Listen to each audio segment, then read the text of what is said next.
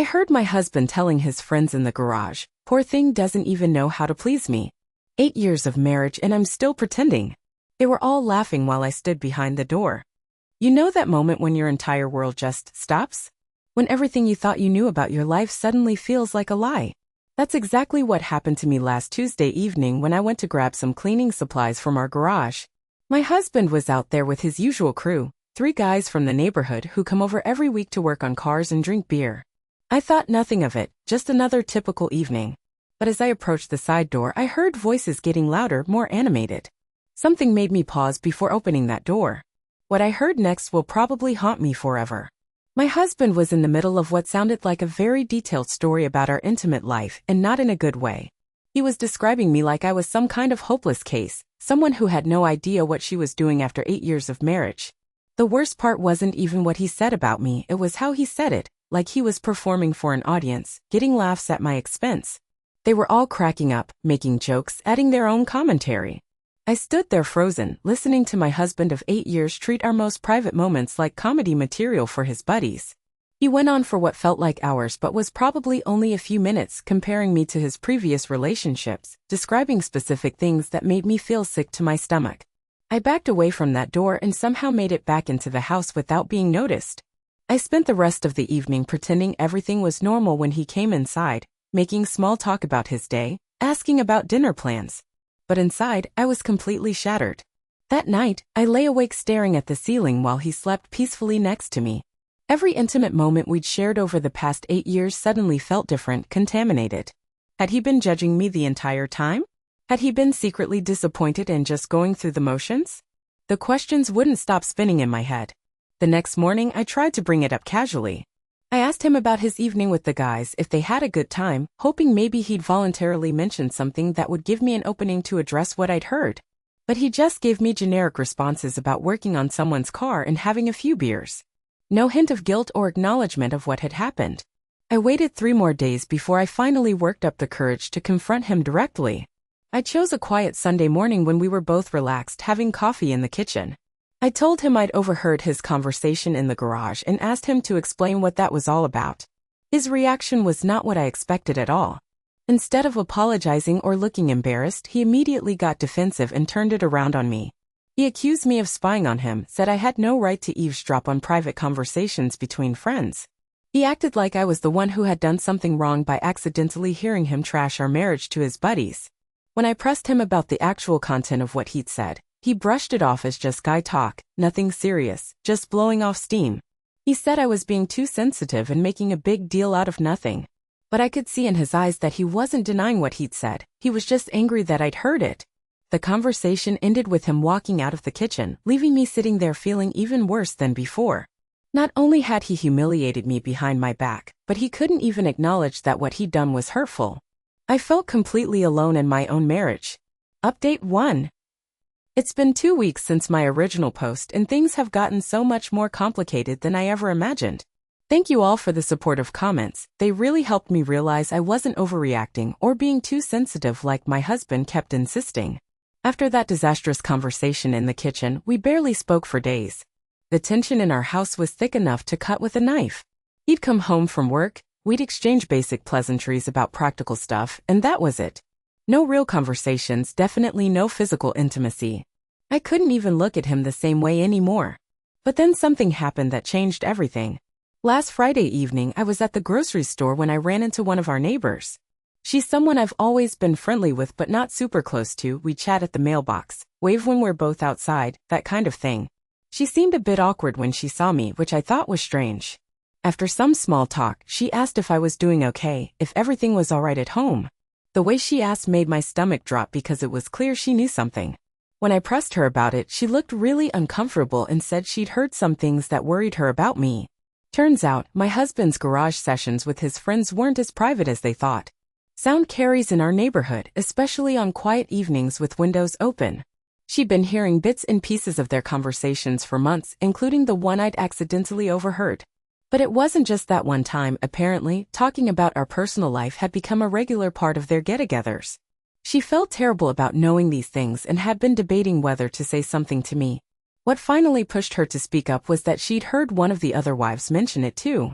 So it wasn't just her, multiple people in our neighborhood had been hearing my husband share intimate details about our marriage. I felt absolutely mortified. The humiliation of knowing that our neighbors had been listening to my husband complain about our relationship was overwhelming. I thanked her for telling me, but I honestly wanted to disappear into the ground right there in the cereal aisle. When I got home, I was shaking with anger and embarrassment. I confronted my husband immediately, telling him what the neighbor had said.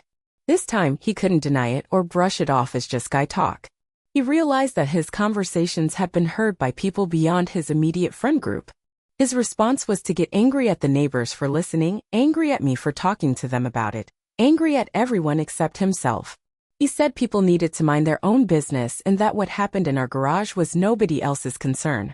He completely missed the point that the issue wasn't the neighbors hearing, it was him sharing our private business in the first place.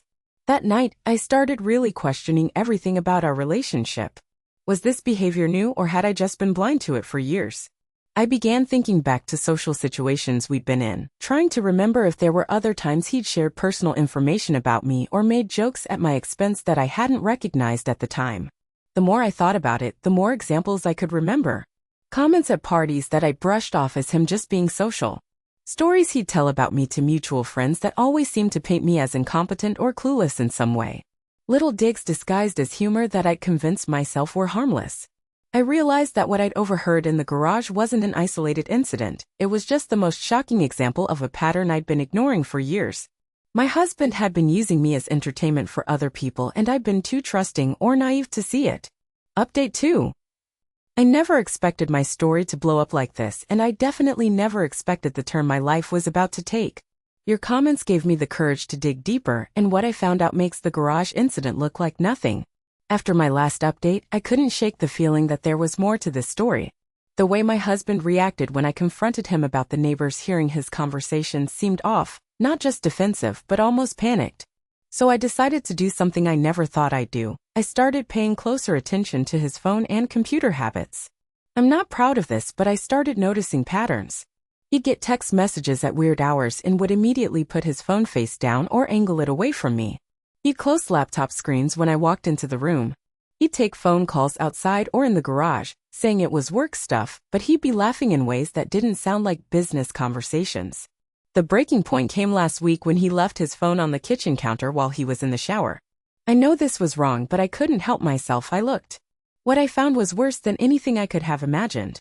He had an ongoing group chat with his garage buddies, and it was filled with months of messages about me. Not just complaints about our intimate life, but photos of me around the house that I never knew he was taking. Pictures of me doing laundry in my pajamas, cooking dinner, working in the garden, all with commentary from him and responses from his friends that were completely inappropriate. But that wasn't even the worst part. He'd been sharing screenshots of our private text conversations, including ones where I'd sent him personal messages about missing him or being excited to see him after work trips. He turned my sincere expressions of love into jokes for his friends to laugh at. There were also messages about other women in our neighborhood, including the one who'd told me about overhearing the garage conversations. They had an ongoing commentary about wives and girlfriends in our area that was absolutely disgusting. I realized that what he was doing to me, he was probably doing to other relationships too. I screenshot everything before he got out of the shower, then spent the next few days figuring out what to do with this information. I felt violated in ways I didn't even know were possible. Every private moment we'd shared, every vulnerability I'd shown him, had potentially become content for his entertainment group. When I finally confronted him with the evidence, he didn't even try to deny it. Instead, he got angry that I'd gone through his phone and said I'd violated his privacy. The irony was completely lost on him. He tried to minimize it by saying it was just harmless fun between friends, that all guys do this kind of thing, that I was overreacting as usual. But I wasn't the same person who'd stood behind that garage door weeks ago. All those comments from people telling me I deserved better had actually sunk in. I told him he had one choice: delete all the photos, leave the group chat, apologize to me sincerely, and commit to rebuilding trust in our marriage, or I was done. He chose to double down instead. He said he wasn't going to let me control who he talked to or what he talked about. He said if I didn't like it, I could leave. So I did. I'm writing this from my sister's house where I've been staying for the past week. I've contacted a divorce attorney and started the process of separating our finances. I also reached out to that neighbor who told me about overhearing the conversations, and we ended up having a long talk about what she and others had been hearing. Turns out, several women in our neighborhood have had similar experiences with their partners sharing private information. We've started meeting informally to support each other through these situations. It's amazing how much strength you can find when you realize you're not alone.